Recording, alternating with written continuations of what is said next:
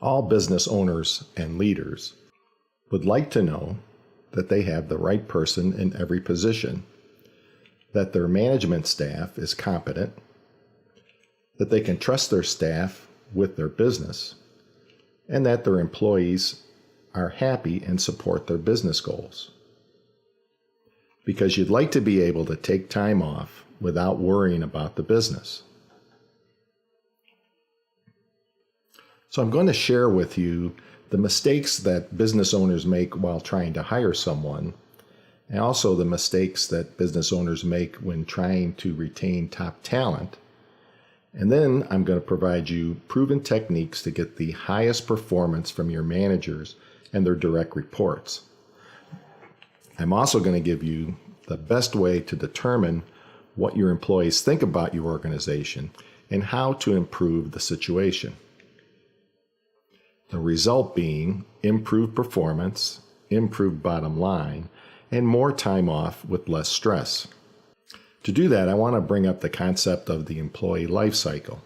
The employee life cycle consists of attract, select, educate, train and motivate, and review and reward.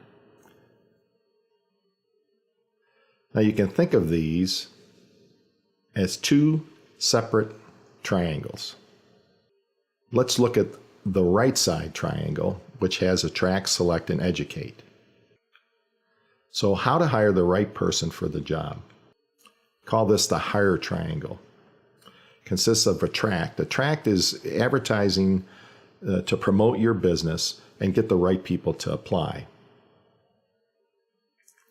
Select is where you screen, interview, and hire the right person. Then educate is where you train the new hire on your company policies. So why is this so important? Studies have shown that it costs between 50% to 200% of a person's salary to recruit them. Small and medium businesses take an informal, less strategic approach to recruitment. So why is this so important? There is a high cost of recruiting. So what works in the hire triangle? 3 processes: job analysis, workforce planning, and recruitment. Now, job analysis, when you do a proper job analysis, you look at all the different items or tasks that have to be done. So what comes out of there is a job description and a job specification. So you do this with all the different jobs that you have in the organization. So that allows you to start doing some workforce planning. And when we talk about strategic planning is looking up to 5 years ahead to see where you want to go and how you're going to get there. Now, in order to understand what you need to go and hire, what kind of skills, you need to understand what your present employee skill set is. So you need to know what the skill set of your current employees are. From your strategic planning, you need to understand, okay, what skills do I require in the future? So you put those together and you look at your current inventory of personnel and you see how they match up. Where you need additional skills and you cannot promote from within, those are the people you need to go and hire. That rolls you into the recruitment phase. One of the big mistakes people make is not having a budget. You need to budget for hiring your new employees. And something that helps with that is called the selection ratio. And we'll talk a little bit about this on the next chart. You go through an initial screening, and then you have selection. So what mistakes do small business owners make in this? Short and complete job descriptions. They don't perform any job analysis. They don't initially screen their potential hires. And they use unstructured interview techniques. So I want to go through a little bit about recruitment costs. And we also talked about the selection ratio. The selection ratio is simply the number of people that can apply for your position divided by the number of people you want to hire. So if you have a large selection ratio, that means you've got a lot of people to choose from for your positions. And that usually means less of a recruitment cost. So let's look at two examples here. I have an engineer and I have a sales clerk. Now, sales clerks, you should have a high selection ratio. There should be enough people in your area to hire a sales clerk. You shouldn't have to go to another state to hire sales clerks. Engineers, on the other hand, are specialized, and you might have to go out of state to attract someone. They have a much lower selection ratio. So let's look at the cost. So let's say you place an ad for a sales clerk. Let's say that costs you $100. The same ad for an engineer, because you have to go probably to more agencies or go out of state, say it would cost you $1,000. So let's continue along on the sales clerk. So you go on initial screening. When you look at time involved, say $500. By the time you make a selection, it's $1,000. Initial screening for an engineer could be more, $4,000. You might have to interview more. You might have to spend more time. And then in the selection process, we're saying it's about $20,000 because more than likely you'll have to bring in several candidates, might have to fly them in, and that costs money. So now let's look at if we make mistakes, what happens. So on the sales clerk, you place an ad, you start looking at resumes, you find out, hey, this isn't meeting what I need. You got to replace the ad. The job description wasn't right, or there was some other problem. Well, now you got to repeat it. So now that costs you $200 now. In the initial screening, you find out that, hey, my ad was wrong. My job description was wrong. I'm starting to look at these people and they're really not have the qualifications. Here, you're out the $100, the $500. You got to repeat it again. So now it's costing you $1,200. Let's switch over to the engineer. You miss it in the ad, costs you $2,000. You miss it in the screening, now you're up to $10,000. You miss it in selection, it's costing you $50,000. And if you miss it completely and you hire the wrong person, the cost could be double or triple that. So what works before you post the job? You need to perform a job analysis. You need to understand what skills the job needs. You need to understand what personality traits are required to fit into the organization's culture. Develop the job description. Capture the skills and duties necessary for the position. Make sure that you cover them all. Make sure you capture the personality traits that are necessary to fit into your organizational culture. So what this should result in is a document that you can use to rate the employee on job performance. It should agree 100% with what they're going to have to do. So what works after the posting? In the selection process, you need to screen candidates for hot buttons at the application stage. For example, if you're asking for a certain education, make sure that you have a question that you ask them, do you meet that educational standard? You can perform a phone interview to verify and expand the resume and cover letter statements. Make sure that they explain what they've done and that you've got a good indication that they're telling you the truth. Then you have the in-person interview. And that really should be conducted with 2 or more individuals. And you need to script the questions ahead of time. Make sure that and then you have to write down what you ask them and what they say. This is important because you do not want to be accused of discrimination. So you must document all of the steps. So now you've selected the right person.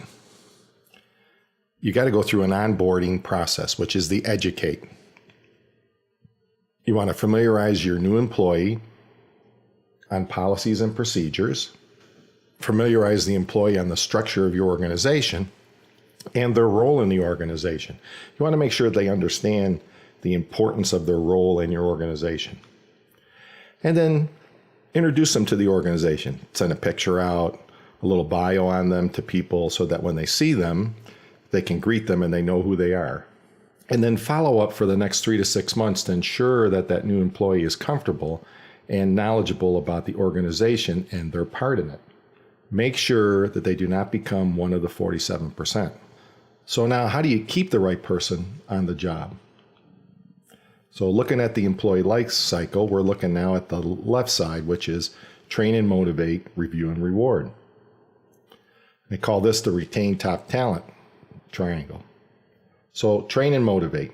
You want to keep employees up to date on their skills. You also want to motivate them to do their job. Review and reward. Now that consists of promotions, raises, and recognition. It doesn't have to be all monetary. There are many forms of recognition that will help to motivate people to continue to work for you. So what are the common mistakes that are made by small and medium-sized businesses in this area? No mentoring or coaching of their personnel. No succession planning.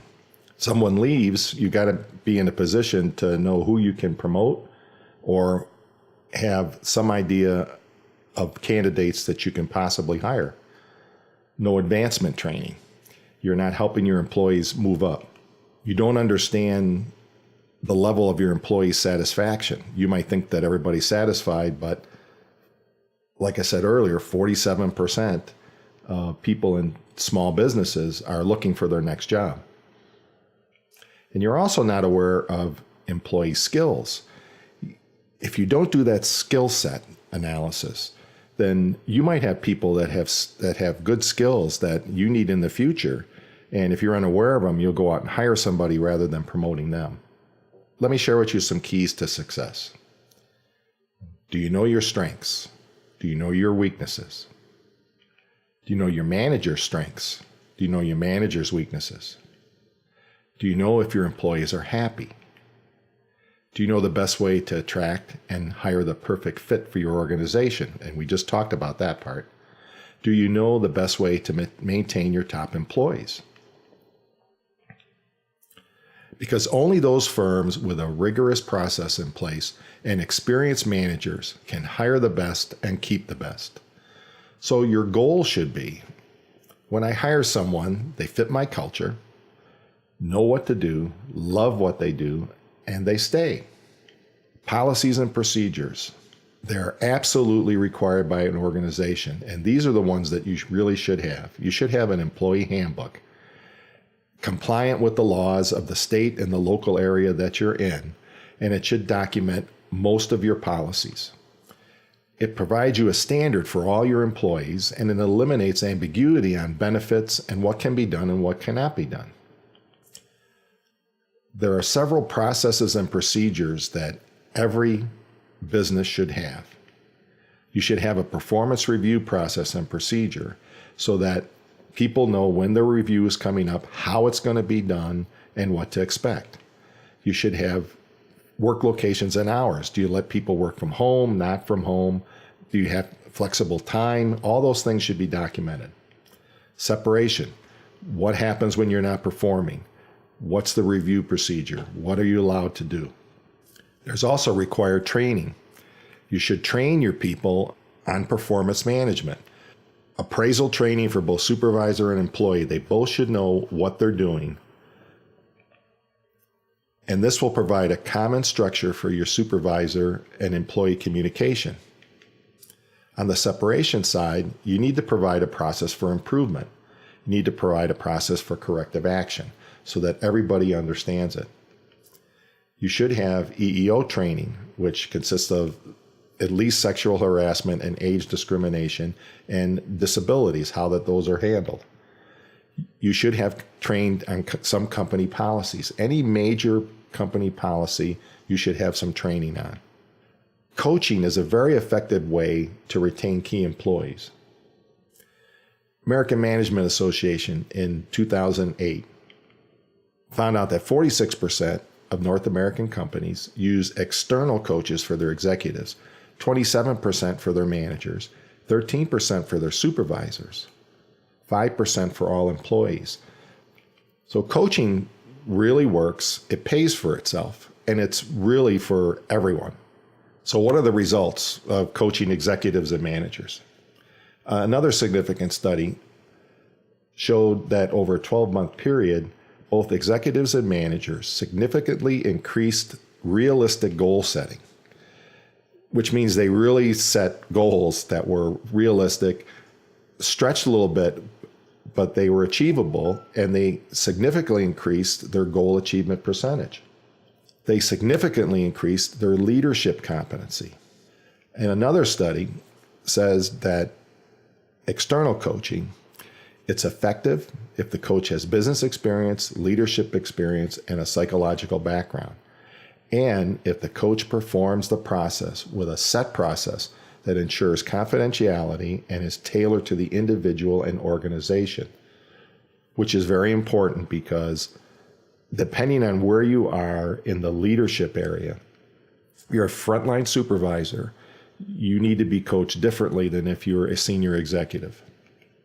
The process that I recommend is called the 5 stages of executive coaching.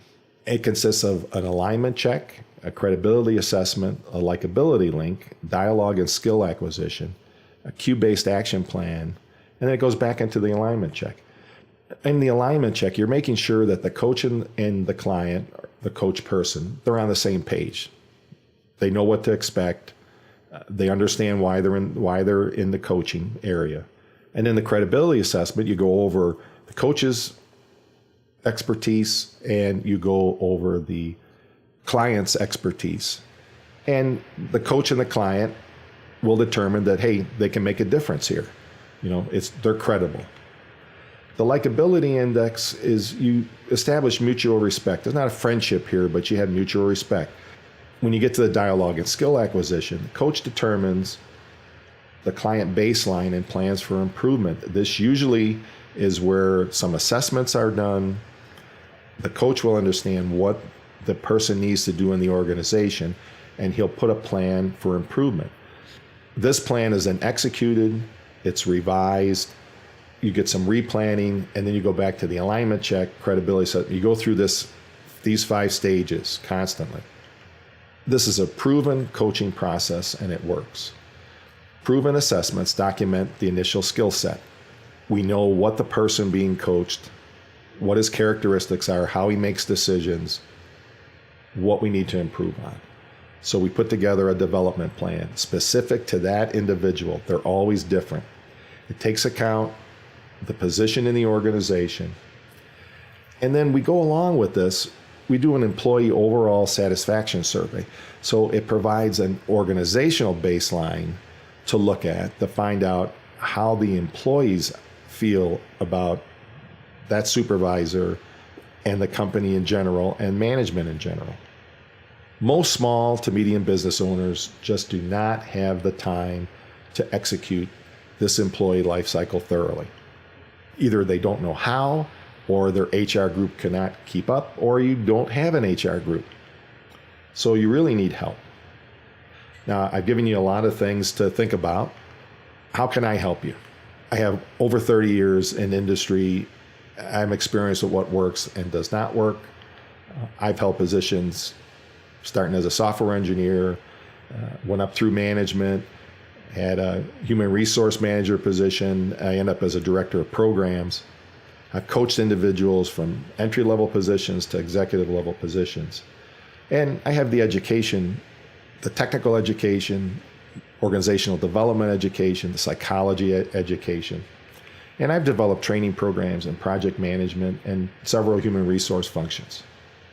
I've also developed HR handbooks, processes, policies, and procedures. So how can I help you achieve your goals?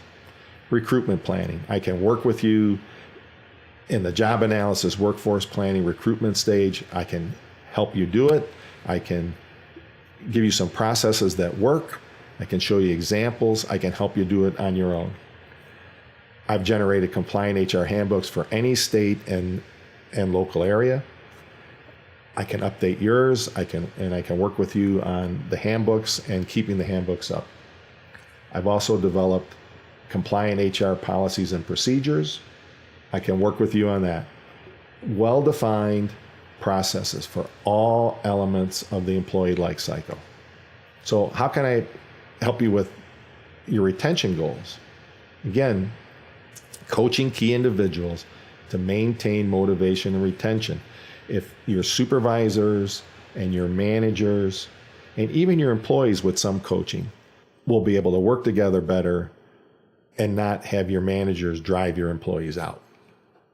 So if you think I can help, my client base is limited. I can only work with so many people.